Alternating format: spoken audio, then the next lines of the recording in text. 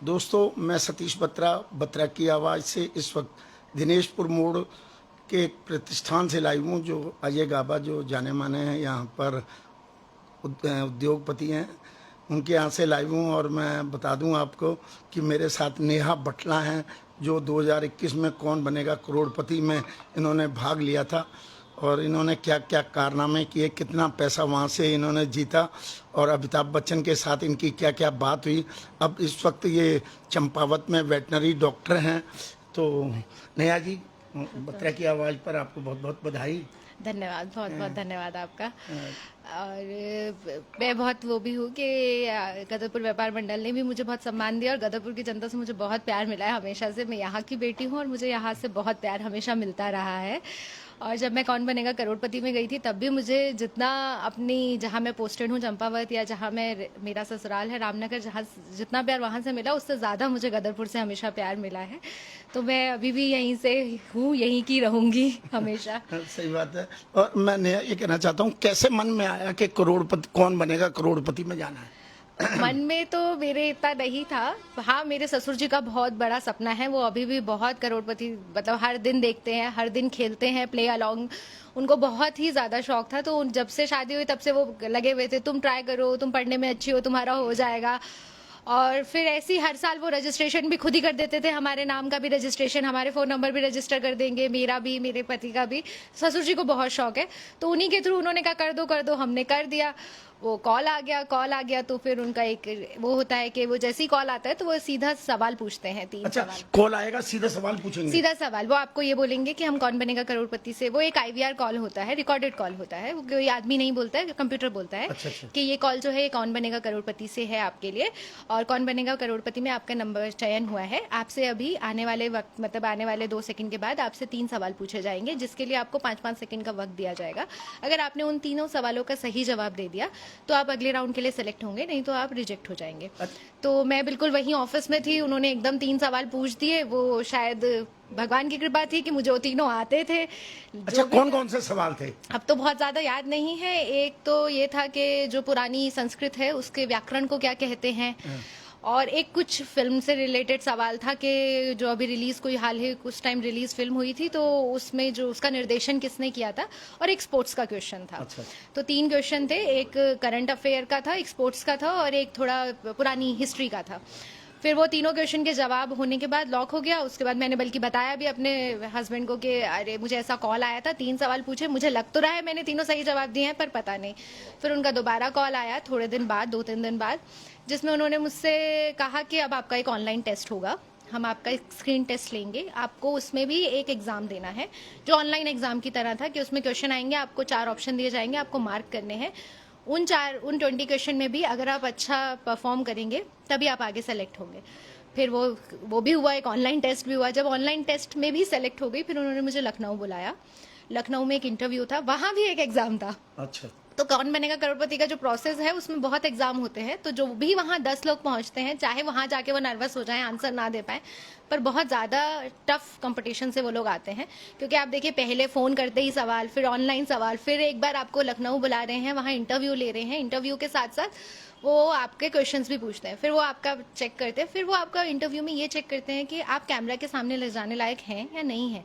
क्योंकि उनको बहुत वो होता है कि कैमरा शाय पर्सन को वो नहीं ले जा पाते, क्योंकि उनका भी एक शो है, एक लाइन है। अगर कोई इंसान बोल ही नहीं पा रहा है कैमरा के आगे, चाहे वो कितना भी वो है, कितना भी उसको आता है, कितना भी ज्ञान है, पर ज्ञान को प्रदर्शित करना जरूर आना चाहिए। तो फिर वहाँ वो लास्ट सिलेक्शन होता है। उसके बाद आपको सीधा फिर अमिताभ जी से मिलने को ही मिलता है। उसके बाद वो सीधा मुंबई बुला लेते हैं। अच्छा, लखनऊ से सीधा आपको मुंबई जाना? हाँ, नहीं, लखनऊ से मैं घर आ गई थी। फिर उसके बाद आने के बाद मुझे 8-10 दिन बाद कॉल आया कि आपका सिलेक्शन हो गया है। किसको साथ लेके गए? मैं ससुर जी को ही ले गई थी। अच्छा, ससुर जी को? हाँ, हस्बैंड भी नहीं गए थे? हस्बैंड गए थे क्योंकि मेरा बेटा छोटा था, लेकिन उस टाइम पे कोविड टाइम था तो एक ही आना था। अच्छा, वहाँ पर आप पहुँचे जब मुंबई में, तो कहाँ पर गए?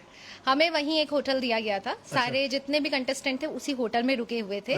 और हम लोग को अपने अपने रूम्स, हमें खाना भी वही लोग प्रोवाइड कराते थे, अच्छे रूम्स प्रोवाइड कराए थे, और वही हमें शूटिंग के लिए। कितने दिन वहाँ रुके? मेरा तो क्योंकि फर्स्ट वीक के फर्स्ट डे में ही सिलेक्शन हो गया था। जब वो होता है फास्टेस्ट फिंगर फर्स्ट होता है, तो उसमें मेरा 2nd नंबर पे ही आ गया था। अच्छा।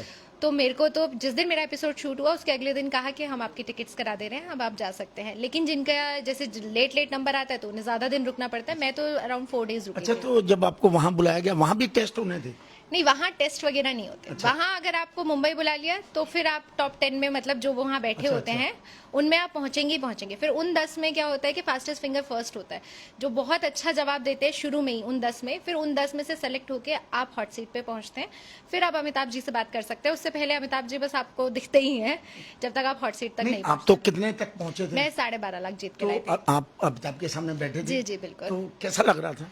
बहुत ही अच्छा, वो बहुत ही अच्छे इंसान भी हैं। अमिताभ जी से मैं मतलब अच्छे तो आप भी थे तभी आप वहां पहुंचे। धन्यवाद।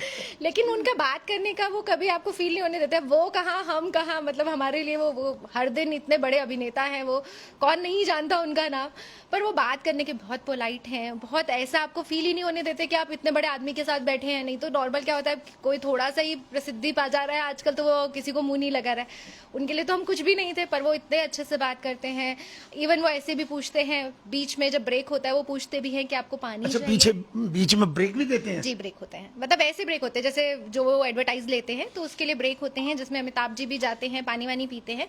पर वो खुद पानी पीने से पहले या कुछ भी करने से पहले हमेशा दूसरे से पूछते हैं, आप पानी लेंगी, आपको किसी चीज की जरूरत तो नहीं है। वो पहले हमसे पूछेंगे। इवन वो बहुत मजाक भी करते हैं, जैसे उनका हेयर डू वगैरह होता है, मेकअप वेकअप दोबारा होता है तो बीच बीच में मजाक भी करेंगे, अरे मत देखो बुढ़ा हो गया हूं ना, तो इसलिए बाल बार बार सेट करने पड़ते हैं। अच्छा, अच्छा। और वो ऐसे मजाक भी करते हैं, बहुत ही ज्यादा लाइट बनाने की कोशिश करते हैं ताकि कंटेस्टेंट डरे ना और खुश रहे। तो वो बहुत अच्छे से बात करते हैं सबसे। अच्छा, नेहा 4 साल हो गए इस बात को, लेकिन उन्होंने क्या क्या पूछा? वो मतलब वो सब वैसे तो जो सवाल पूछे वो पूछते ही पूछते हैं। सवाल के बीच में वो जो बातें करते हैं कि आप घबरा तो नहीं रही हैं, आपको पानी चाहिए, या आपको कुछ वो करना है, या बच्चे के बारे में भी पूछा कि जब बात करी तो उन्होंने कहा, अरे आपका बेटा है, कितना बड़ा है, कौन किसी का स्कूल जाता है या नहीं जाता है। या एज अ वेटनेरियन उन्होंने पूछा कितना मुश्किल है आपकी जॉब, क्या क्या काम करना पड़ता है, क्या क्या परेशानियाँ आती हैं। क्योंकि उन्होंने कभी, मतलब जब मैं पहुंची थी तो मुझसे पहले शायद कोई वेटनेरियन से उनकी इतनी खुल के बात हुई नहीं थी, तो उनके लिए बड़ा नया एक्सपीरियंस था। वो किसी ऐसे से मिल रहे थे जो एनिमल डॉक्टर है, तो वो बहुत वैसे क्वेश्चन पूछ रहे थे कि अच्छा एनिमल बीमार होता है तो पता कैसे चलता है वो बीमार है। तो वो जो जॉब रिलेटेड क्वेश्चंस थे वो भी पूछे। और फिर जब ऐसा कहा कि मेरे पापा बहुत, मतलब मेरे ससुर जी बहुत शौकीन है, तो उन्होंने ये भी कहा कि आओ आप बैठे, एक बार बैठा दो इन्हें हॉट सीट पे, ये खुद पहुंचे नहीं पहुंचे, आप इन्हें लाई हैं तो इन्हें हॉट सीट पे जरूर बैठाइए। तो उनको भी बहुत अच्छे से ट्रीट किया। वो बहुत अच्छे से बात करते हैं। कोई भी सवाल याद नहीं है जो हुआ? नहीं, सवाल तो बहुत कुछ याद है। अगर आप बताएंगे तो जो आपको सुन रहे हैं और जो पार्टिसिपेट करना चाहेंगे, हो सकता है कि कोई यहाँ से आपकी बातों को सुनकर उसमें हाँ, काफी सवाल याद हैं। जैसे एक वीडियो क्वेश्चन था जिसमें एक गाने का वीडियो दिखाया गया था, बीच का चलाया गया था, पूछा गया था गाना शुरू में क्या है, और उसमें ये पूछा गया था कि जो सिप्ला के हेड हैं वो कौन है। और जो मैं आंसर नहीं दे पाई थी वो था जो हमारी वो है स्क्वाश प्लेयर देविका पल्लिकल जो है, उनकी माता जी का नाम पूछा गया था। अच्छा। वो एक क्रिकेटर है। तो मुझे ये तो पता था कि उनके हस्बैंड जो है वो दिनेश कार्तिक, वो है मुझे पता था क्रिकेटर, पर उनकी सासू माँ, मतलब उनकी खुद की मदर और उनकी वो भी क्रिकेटर है, ये मुझे नहीं पता था। उनका नाम मुझे नहीं पता था, उस पर मैं अटकी थी।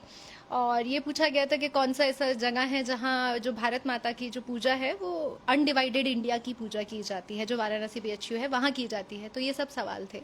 और उनके सवाल थोड़े मिक्स होते हैं, मतलब वो स्पोर्ट्स से भी पूछते हैं, एंटरटेनमेंट से भी पूछते हैं, और जो करंट अफेयर्स चल रहे होते हैं, जो भी चलते हैं। और जैसे जैसे ऊपर जाते जाते हैं क्वेश्चन का लेवल थोड़ा डायरेक्ट क्वेश्चन नहीं है, वो सीधा आपसे नहीं पूछेंगे सिप्ला के हेड का नाम बताइए। उन्होंने मुझसे पूछा था एक ऐसे इंडियन एंटरप्रेन्योर का नाम बताइए जो अफ्रीका में काम कर रहे हैं और उन्हें वहाँ मेडिसिन सप्लाई करते हैं और मेडिसिन की कंपनी है। तो वो खुद ही समझना था कि वो सिप्ला कंपनी है और वो उसके हेड ये है। तो क्वेश्चन थोड़े इनडायरेक्ट होते हैं, तो थोड़ा डेप्थ में पढ़ के जाना होता है। तो जो लड़कियां पार्टिसिपेट करना चाहें या कोई भी पार्टिसिपेट करना चाहे, आप क्या कहेंगे उनके लिए कि क्या करें वो? मेरे लिए मेरे को तो लगता है कि आप जब भी, अगर आपके मन में आ रहा है कि कुछ भी ऐसा, इवन अगर आप सिविल सर्विसेज भी करना चाहते हैं, कुछ भी ऐसा जिसमें करंट अफेयर्स हैं, तो हर दिन अपडेट रहिए। हर दिन जो न्यूज आ रही है उसे सुनिए। हर दिन क्या हो रहा है, थोड़ा ही समय लगता है। एक बार सुबह उठ के कोई भी न्यूज की, कोई भी जो छोटे वैसी वाली न्यूज की जो होती हैं, जो वर्ल्ड न्यूज बताती हैं, जो ऑल इंडिया न्यूज बताती है, ऐसी न्यूज नहीं कि ये पॉलिटिशियन ने ये कर दिया या इसने ये कर दिया, ऐसी नहीं। जो जनरल रिलेटेड होती हैं, कि जनरल अवेयरनेस से रिलेटेड, कि आज वहाँ बाढ़ आई या वहाँ पे उन्होंने ये कार्यक्रम चलाया, ये अवेयरनेस प्रोग्राम थे, या इस कंपनी ने ये, इसका हेड ये है, जो ऐसी न्यूज़ आती हैं उन्हें हर दिन सुबह एक बार, जब भी आपका वो है कोई भी करंट अफेयर्स की अगर आप न्यूज़ वो कर लेंगे, डाउनलोड कर लेंगे आप, तो आप हर दिन उसे पढ़िए। तो इससे क्या रहता है, आप खुद भी अपडेटेड रहते हैं। कोई बात करता है 4 लोग तो आपको पता होता है कि वो लोग क्या बात कर रहे हैं या दुनिया में क्या चल रहा है, ये भी आपको पता चलता है। और साथ ही साथ आपकी तैयारी भी हो जाती है, चाहे कोई भी एग्जाम है, क्योंकि आजकल तो बहुत टफ कंपटीशन है। अगर आपको SSC भी निकालना है, कुछ भी निकालना है, तो आपको अपडेटेड तो रहना पड़ेगा। नेहा, जैसे आपके ससुर अपडेट हैं, ऐसे तो सभी नहीं हैं, आप उन पेरेंट्स को क्या कहना चाहेंगी कि मतलब आप उनकी बेटी है या बहू है, उनके लिए क्या कहना चाहेंगी कि मतलब उनका पूरा साथ दें, क्या करें? वो तो ये है कि पहले तो आप खुद ही फर्स्ट स्टेप लीजिए। आप हमेशा वो रहिए कि अगर रजिस्ट्रेशन शुरू हुए हैं KBC के, तो आप आपसे ज्यादा तो आपके ससुर ले रहे थे ना? मेरे से ज्यादा तो सच में मेरे ससुर ले रहे थे। लेकिन अगर आप खुद लेना चाहते हैं या आपके पेरेंट्स भी हैं, तो बस ये है कि वो जब भी शुरू होता है सोनी लिव पे, आजकल तो सब बहुत ईजी हो गया है, सब कुछ फोन पे ही हो जाता है, कहीं जाने की जरूरत नहीं।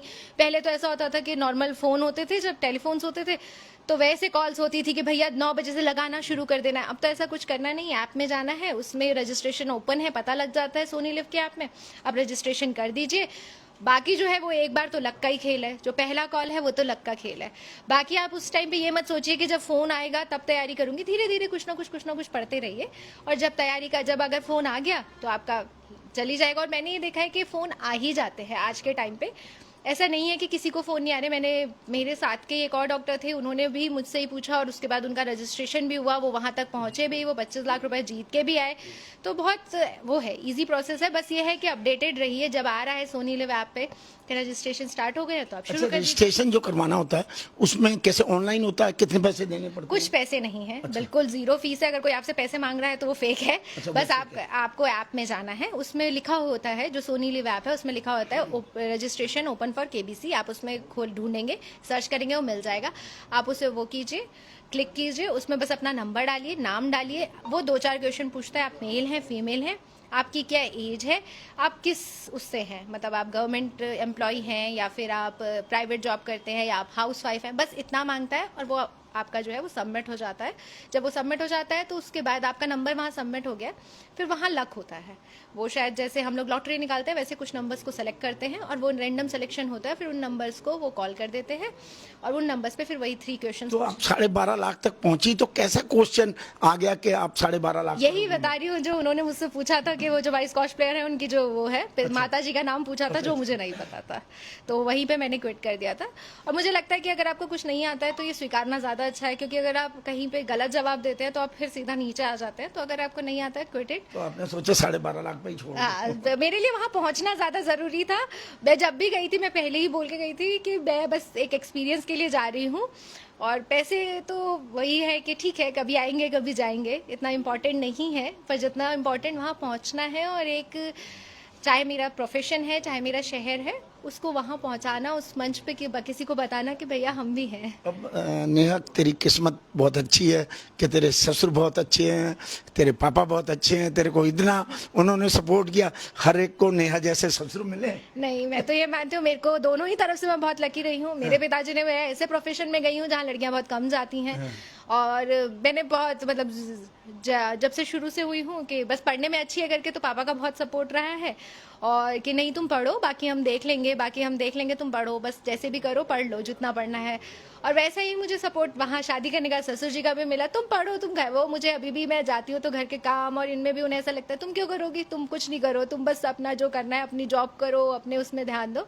तो इसलिए मैं तो कह रहा हूँ सारे नेहा जैसे ससुर सबको मिले। मैं तो भाई काम करने की जरूरत नहीं है नेहा, तू बैठ जा, सब कुछ रोटी तेरे को मिल जाएगी। मैं तो ये चाहती हूँ, और मुझे ऐसा लगता है कि ये शुरुआत तो आप लोगों को करनी है अच्छे ससुर आप लोगों को बनना है।